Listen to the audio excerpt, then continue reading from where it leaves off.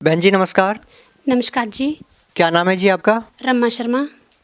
कहाँ से आए हैं जी आप? गांव सुनी, जिला शिमला, हिमाचल प्रदेश। संत रामपाल जी महाराज से नाम दीक्षा आपने कब ली? 16 जून 2018। 2018 में आप संत रामपाल जी महाराज से जुड़े, हाँ जी। लेकिन 2014 से ही संत रामपाल जी महाराज जेल में है, तो उनसे नाम दीक्षा कैसे लिया आपने? जी मैंने उनका सत्संग सुना और उनके सत्संग से प्रभावित होके लोगों के अनुभव भी सुने, जो जो उनको लाभ हुए उनको देख के फिर मैंने भी नाम दीक्षा ली। संत रामपाल जी महाराज से नाम दीक्षा लेने से पहले आप क्या भक्ति साधना करते थे? मैं आम भक्ति करती थी जैसे सारे लोग करते। जैसे वैसे तो मैं शिव जी भगवान की भक्ति करती थी और जैसे व्रत वगैरह लेना सारा भक्ति करती थी और पूजा भी सारी करती थी, पर मेरे को उससे कुछ लाभ नहीं हुआ। क्या किसी साधु संत से भी जुड़े हुए थे आप? नहीं जी। संत रामपाल जी महाराज से नाम दीक्षा कैसे ली? कैसे मालूम चला आपको संत रामपाल जी महाराज के बारे में? संत रामपाल जी महाराज के बारे में मुझे मेरी बुआ है उनसे पता चला। उनके घर हम मम्मी के साथ सत्संग पे गए थे, वहाँ मैंने सत्संग सुना और तभी फिर मेरे मन में विचार आया कि मैं भी सत्संग, मतलब वहाँ पे जब लोगों ने बताया कि ऐसे ऐसे लाभ हुए हमारे को, फिर मैं पीजीआई से मेरा इलाज था चला हुआ, फिर उन्होंने बोला कहते आप ही ले लो। फिर मैंने सोचा कि मैं इनके नियम नहीं कर पाऊँगी। फिर उन्होंने बोला कहते आप पहले थोड़े दिन देख लो, आजमा लो, अगर फ़र्क पड़ेगा तभी लेना आपने। फिर मैंने 17 जून को नाम दीक्षा ली। नहीं, ऐसी क्या जरूरत आन पड़ी कि आपको संत रामपाल जी महाराज से ही नाम दीक्षा लेनी पड़ी? क्या आपको पता था कि संत रामपाल जी महाराज जेल में है? हाँ जी। उसके बाद भी आपने संत रामपाल जी महाराज से नाम दीक्षा ली? हाँ जी। मैं बहुत परेशान थी, बीमारी से बहुत जूझ चुकी थी।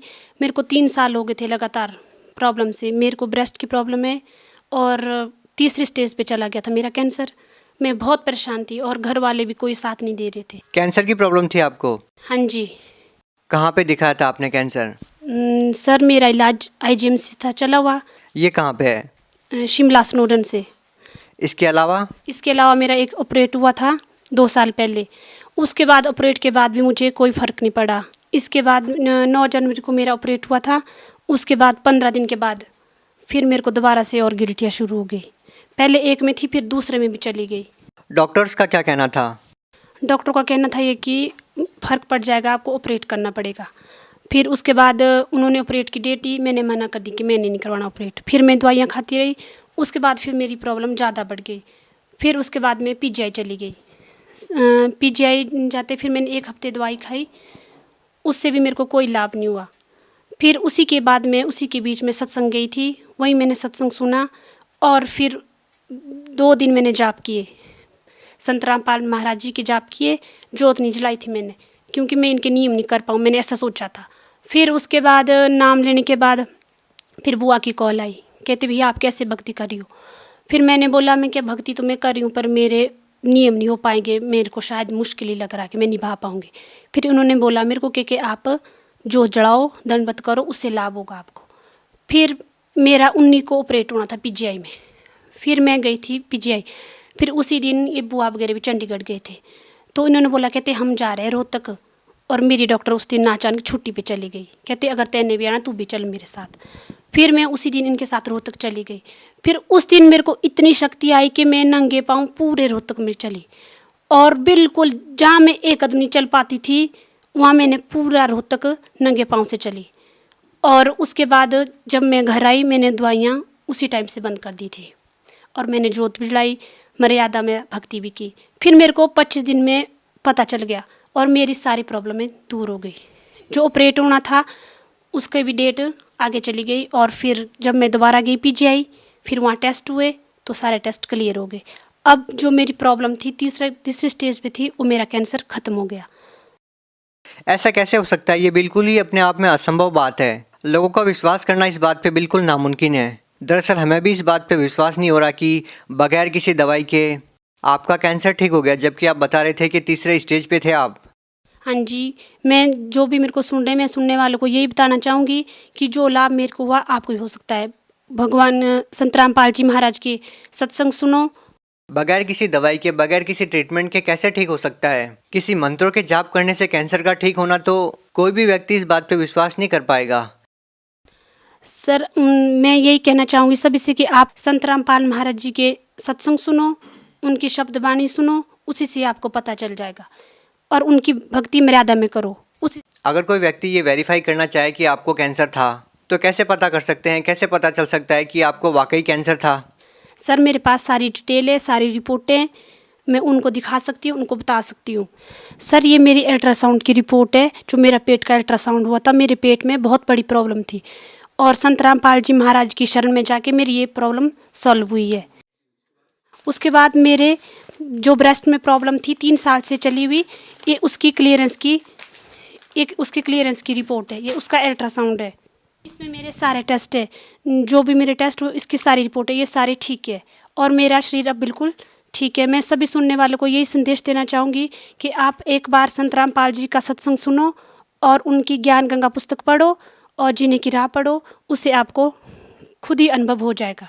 उन डॉक्टर से मिल सकते हैं हम? क्या किसी डॉक्टर का नाम याद है आपको? हाँ जी, पहले मेरा शुरू से डॉक्टर बनर्जी से इलाज चला हुआ था रिपन में, फिर उसके बाद IGMC, फिर PGI में डॉक्टर दिव्या में मेरे डॉक्टर थे, वहीं से मेरा इलाज चला हुआ था। पर अब मेरी सारी दवाइयाँ 7 महीने से सब कुछ बंद है और मैं बिल्कुल ठीक हूँ।